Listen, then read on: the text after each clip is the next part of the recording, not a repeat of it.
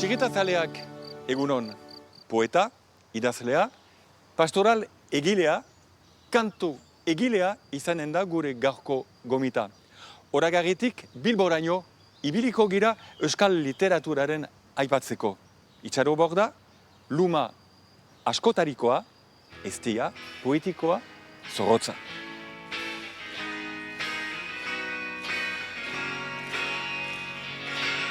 Eremoko duren atzetik gabe, zulo horrein goztiak miatu ezinik, eta hori zitalari esker bizida. Itxaro, egunon eta mil esker nire gomita onarturik. Gaude zure egian Horagarren, Baxe Nafarroan ia? Bai, Baxe Nafarroan oraindik. Nafarroaren iparraldeko mugan. Gero da Bidaxune, gero da Akamarre, Bardotze, Sarnegu herrialde horiek. Gu ez gira Sarnegu herrian, baina biziki hurbil gira Euskararen azken muga momentuan. Hor, Sarnek deitzen da zen eta hizkuntza eta baita ere kulturak nahasten baitira. Eta hori gustukoa duzu ez da, mestizaje hori. Bai, eta hau denboratik jastatu dut, mestizaje linguistiko, kultural, sozial hori. Hemen oartar askok bi hizkuntza zituzten, Euskara eta Gaskoia, edo Biarnesa. Banaiarrebekin eta gainerat joaiten ginen bastida Biarnorat oporretarat, eta han Gaskoi gehiago edo Biarnes gehiago ikasten ginuen, bai. Hori betidanik atxiki dut. Eta egiten duzu, beraz gustukoa duzula, zinez zerbait senditzen duzula, ispiritu hori nola definitzen alko zenuke, ezakit? Hizkuntzekin jostatzeko, jolasteko gutizia gogo hori, hizkuntzak erabiltzeko ere erran behar ditudan gauza guzien erraiteko. Egan nahi baita, eskualun gisa, zabala, hola, irekitzen ditugula, ez? Besoak zabalik, besoak zabalik, oinbiak lurrean, banabil apalik, zutik ikuskian, hori da, horako lema bat, baina egia da, euskal kulturarekin bakarrik ez gintezkela bizi. Munduaren beharra badugu gure hausnagaren eta elikatzeko, gure gogoetaren indartzeko eta bestekilako harremanetan ere sartzeko, eta kultura hori da, harreman bat da, bestekin, norberarekin, baina bestekin ere bai.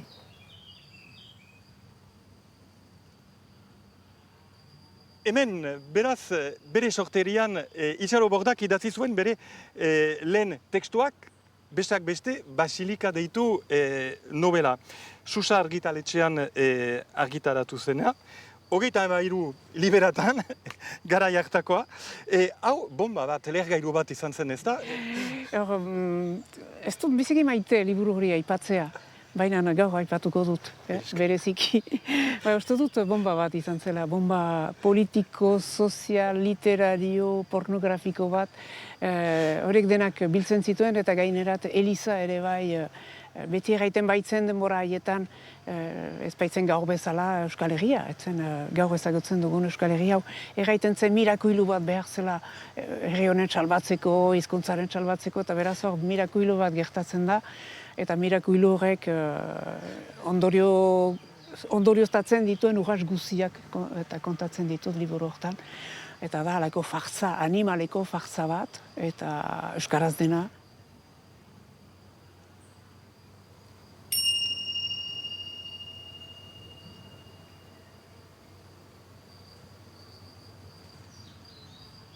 Egia da, novela hori publikatu baino 10 urte lehenago hasia nintzela idazten Herria astekarian. Hori nahi dut hoitaraziz, eta alde hortarik asko zor diot Herria astekariari. Ni bezalako idazle hasi berriak onartzen baitzituen, denbora haietan, eta gaitzeko eskola izan da, idazteko astero artikuluak, bertsoak, olerkiak, eta bar, eta bar. Orain, aipatu nahi nuke gure kare bihotzak publikatu berri duzun poema bilduma, esperientza txit edera. 2 hilabetez, 2 urtetan, egon naiz ikasi dudan materiaren baitan. Eta biziki gustatzen zitzaidan aintzin historia, eta beraz hor banuen plazer hori, beste gidekin batera, jendeak eramaiteko isturitzen bagna eta otso zeraien behera. On est prêt? Allez, on est parti. Eta banuen helburu bat, egunero, zen olerki batekin ateratzea. Olerki ez idatzia, arras, baina ideia batekin, sensazio batekin, irudi batekin, soinu batekin, eta horren inguruan zerbait idaztea, eta horren ondorioa da. Eta bat hor, Massive Teardrop entzunez irakurtzeko gomenduarekin. Bai. Orduan, Bai. hausatzen nahi zuri Bai. eskatzea, lehitzea nahi baduzu. Eginen dut. Euria egin du, lur gainaren hedadura perlatuz. Euria egin du, haragi minberatua fereka likidoz gozatuz. Euria egin du, eta lur mamiak urtjantja edan du, maitasunaren langarra loditzeko. Euria egin du, eta 7. alba zirintako zorionaren difrakzioak marrazten du, lurpeko hortzadar bat.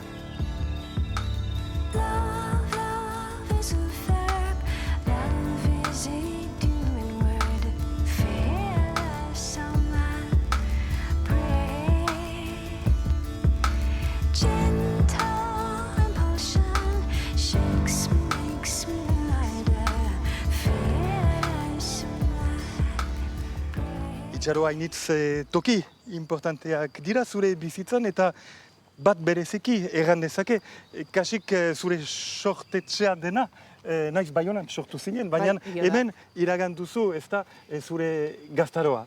Hemen dena hasi da. Dena hemen hasi da, bai, hau da, hoien artea ikusten da, 1780ko urtean eraikia izan da, eta egia da hemen dela bordataren, tribuaren, familia zabalaren, nola, erroa. Familia euskalduna. Parisen bizi izan zira, Parisen lan egin duzu, bertan ere euskara irakatsi duzu, eta bada beste herri bat, beste portu bat egan dezaken Maule. Maule eta Xuberoa, Maule eta Xuberoa. 10 urtez, han bizi izan ginen alaba eta biak, Parisetik itzultzean, eta uste dut herri bat, herriaren baitako beste herri bat deskubritu ginuela. Hainbat nun euskalkia ere ikasi ginuen, eta nik idatzi ditut kantuak, pastoralak, xuberotarrez, hainbat novela bat ere, bakean utzi arte Amaia Azpeldoien lehen novela Maulen sortua da, eta ere jastatu dut ere herritarren arteko elkartasunaren indar hori ikastolaren inguruan, ikastola berria eraikitzen. Han postari izan zira, lan egin duzu karrikan Mauleko bihotzean, eta han ere inplikatua, beraz, sindikalista. Bai, hoi da, aski lan ezpanu bezala, beti interesa ukan dut beste lan batzuetan ere implikatzeko, ala nola sindikalismoan, politikan ere bai, behin Lulu Lavadoren zerrendan aurkeztu nintzen, eta ikastolaren inguruan biztan dena. Eta zure engaiamendua, beraz, baita ere, pastoral gorria idatzi zenuen, gerezien denbora. Bai, jende arruntaren, langile arruntaren, laborari arrunten bizitzak behar dutela kundatuak izan. Eta bereziki Baionako Forge de la Douren bizi izan ziren hainbat eta hainbat langile belaunaldi ahantzi horiek ere omenaldi baten eskaintzeko aukera izan zen. Iduritzen zait beti pastorala dela, iduridu gauza zaharkitu bat dela, baina da gure gaurko munduari gehien egokitzen zaion antzerki moldea. Zenta denek parte hartzen aldute eta denentzat badalekua pastoral batean.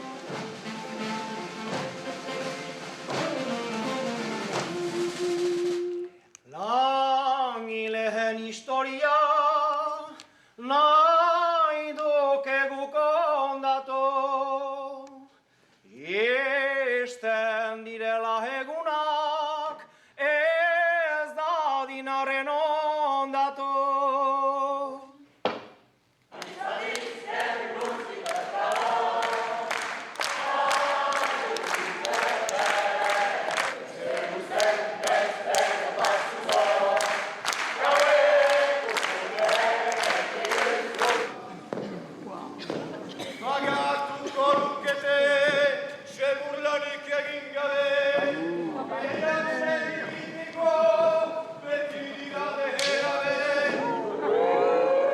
gorria, hori ere eskolegian ez da oizkoa, baina pastoran ez da bakarrik gorria. Ahots guztiak entzuten dira xuriak eta gorriak. Eta xuriak mintzo zirelarik beti bazen publikoan alako oihartzun bat eta hori biziki edera zen.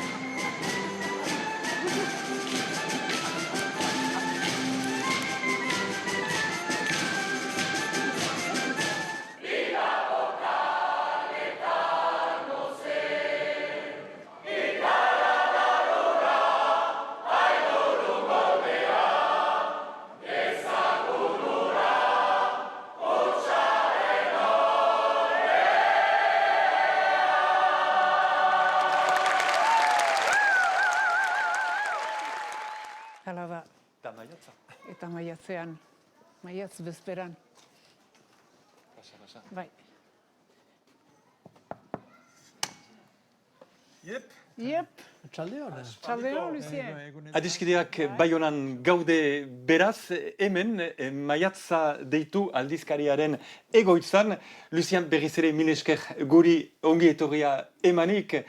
Balin bada iparraldean zinez literatura zerbitzatzen duen euskarri bat, maiatz aldizkaria dugu, eta orduan, zuen arteko erlazio eta kultural hori aspaldikoa da, sortu baita zien artean alako konplizitate literario bat, ez da? Nik ezagutu dut Itxaroborda bere artikuluen bidez, beti bisi-bisiak, humorez beteak, herri astekarian.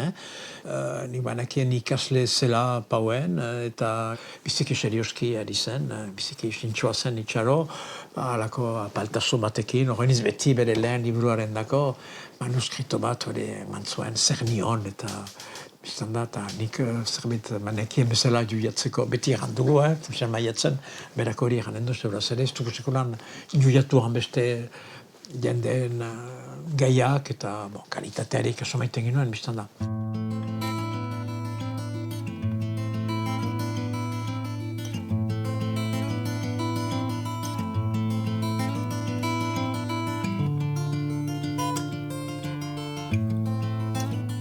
Berak gogandu beti, Mitterrand presidentak bere kargoa nolazpeit hartu zuelarik aratz igande aratz batez horretzira, elgar ikustekin nuen, horien artean, bere jaulegi berezian, eta gero, funtsan elkarte bat ginen ginuela, eta maiatz deituko ginuela, funtsan maiatza zen, gure irudimena ez da handia izan behar bada, minan, hola, aipatu ginuen, eta gero urte hortan bilkurak egin nituen, uste dut, eta guzian, eta urte ondareko talde batekin, eta dotzena bat lagun bildu ginen astapenean, eta emazteak bereziki baziren, hori zen garaiko berritasun bat, eta... Itzuri erabiltzen dut maiatzentzat laborategi bat, lehenik laborategi bat sortu zelarik elgar ezagutzeko, eta idazleak baziren, baina ez ginen elgar ezagutzen, bazen Austin Zamora bat, baziren Maijan Binaberri, bazen hainbat idazle, Aurel Arkotxa edo Marikita Tamburin eta horiek maiatzen abaroan hasi dira. Hori erraiten alda. Gure tekstoak edo zein motakoak izanik, punkenak izanik ere, publikatzen ahal ziren maiatzen. Beti bazen zirikitu posible bat idazten genituen. Beti eta fedea auken dugula, Euskara literatur hizkuntza bezala. Eta hor, idazten ari ginelarik eta ari girelarik oraindik ere, ez dugu pentsatzen Euskara hizkuntza agoniko bat dela. Hizkuntza bizi bat da, hainbat baliabide ditu guk erran behar ditugun gauzen erraiteko.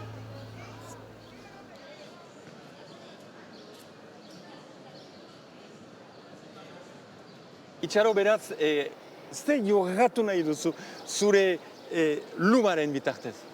Gehien bat, euskal gizarteak eta bereziki iparaldekoak, baita egoaldekoak ere, eta ene pertsonaiak egoalderat ere etortzen baitira, nola bizi duten beren euskalduntasuna. Hori nahi dut jorratu, ze kontradikzione duten, ze bihotz kordoka, ze sufrimendu duten, euskaldun izateaz eta batzuetan ez izateaz. Eta hori guzia egia da Amaia Espeldoi sailarekin garatu dudala. Amaia Espeldoi detektibe bat da, Siberun sortua eta Siberun bizitzerat igorri dudana, detektibe rurala da, pribatua, rurala, proletarioa eta lesbiana. Beraz hor, sartzen alniz, LGBTQIA+ gaietan ere, gai horiek, Amaia Espeldoi hasi zen garaian bederen, ez ziren kasik bat ere aipatzen gure mintzairaren bitartez. Tabu zen? Tabu baino gehiago ez zen aipatzen. Ez balire bezala, uste dut Amaia Espeldoiek ekarri duela gai hori plazarat, eta orain gehiago aipatzen da, ez da tabu eta ospakizunak ere egiten dira genero diferentzia horren inguruan, Bekatu Rosak atagatzen adibidez, justuki Amaia Espeldoi han bizi da, gainerat, ara.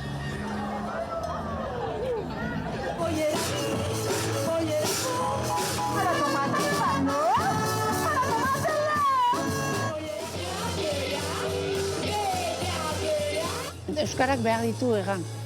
Edo nik nahi nuke Euskarak egan ditzan, eta Amaia Espeldoiekin justuki aldarrikatzen dut hiria, emaztea, feminismoa horiek denak batera doazela eta denak erraiten ahal ditugula Euskaraz.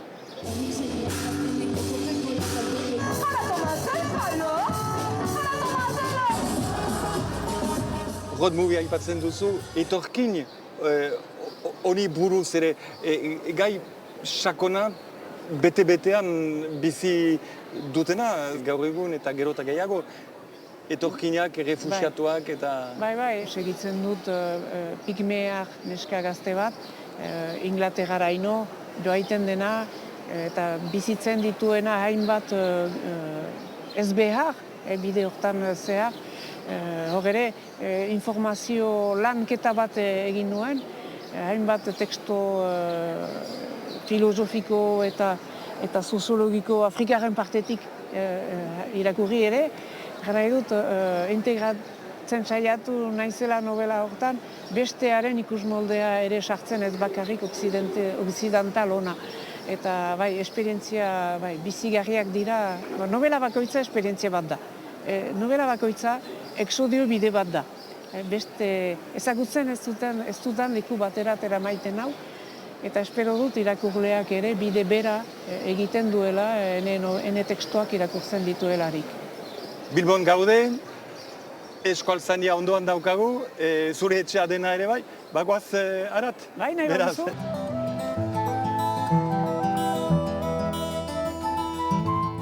Egagun lehenik eta bain mil esker gure taldea hemen harturik, beraz Euskaltzaindian.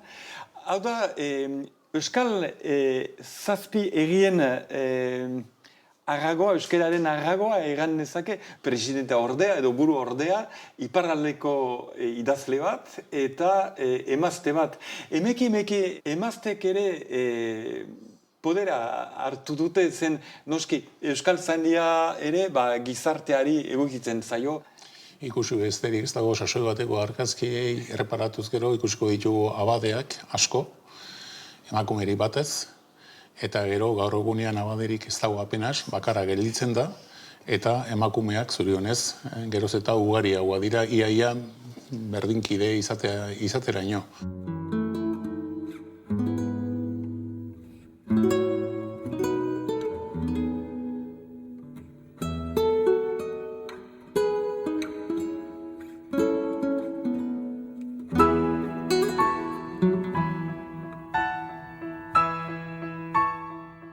Buru orde izaiteak zer erran nahi du? Zer da orduan itxaro zure funtzioa? Burua hor ez delarik bere ordezkatzea, Euskaltzaindia ordezkatzea, eta gertatzen zait zonbaitetan hori egitea, eta beti plazerekin egiten dut. Lan bat bezala, baina ere denbora berean kargu bat bezala, ardura bat bezala. Askotarikoa da beraz eta Euskaltzaindia.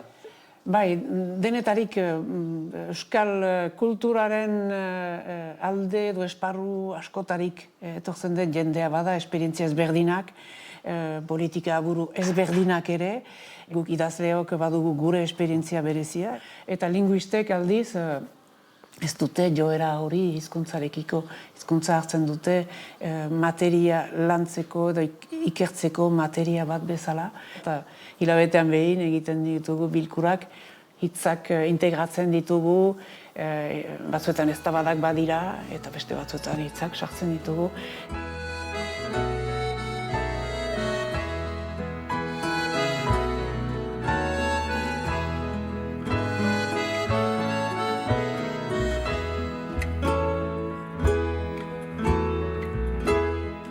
Euskaltzaindiaren zeregina da, iraganari begiratuta, baina horrez gainera gaurko erabilerari ondo begiratzea eta gizarteari helduleku berriak eskaintzea, euskarak nolabait bere biziraupena eta bere garapena ahalik eta osoena izan dezan.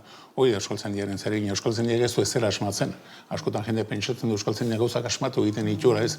Euskaltzaindiak jasotzen du herritarrek, idazleek, ikertzaileek, soziologoek, bestelakoek sortzen duten hori, aztertzen du ea horrek norarteko lotura daukan, gauzak ondo asmatuta dauden ez dauden, ikusi dugu euskara asko egin duela aurrera eta gainera bilakaera bizkorra bizi izan duela, eremu batez ere landa eremuan eta bar erabiltzetik, egin duelako jauzi eremu urbanoetara. Nik ez daukat dudarik euskara bizi da eta biziko da.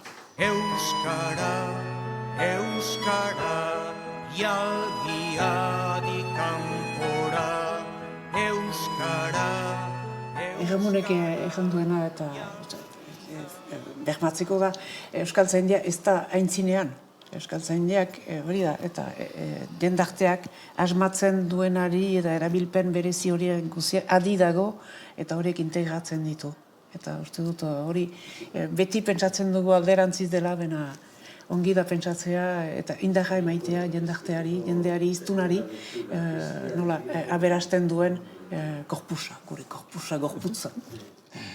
Eskertzekoa da zinez errandu zuena, ze oso mezu baikorrak dira, ez gira beti pleni, gozatu behar da hizkuntzaz, plazer bat izan behar du ere bai, euskerak nolaz ez, mil esker benetan itxaro, mil esker Egamun, eta ez ditut gainozeko lagunak ahazten, eta besteak beste noski Lucia Etxezarreta, lagunak gaurko horrela amaitzen da gure emankizuna, laster bat eginen dugulakoan nago, anartean ongi bizi, izan ongi, eta gauza bat, hemen dago lehenengo euskerazko liburua, hau ere bai lotura ez, iragana eta geroarekin batera, bai euskerak bidea eginen duelakoan gaude danok. Izan nuntza?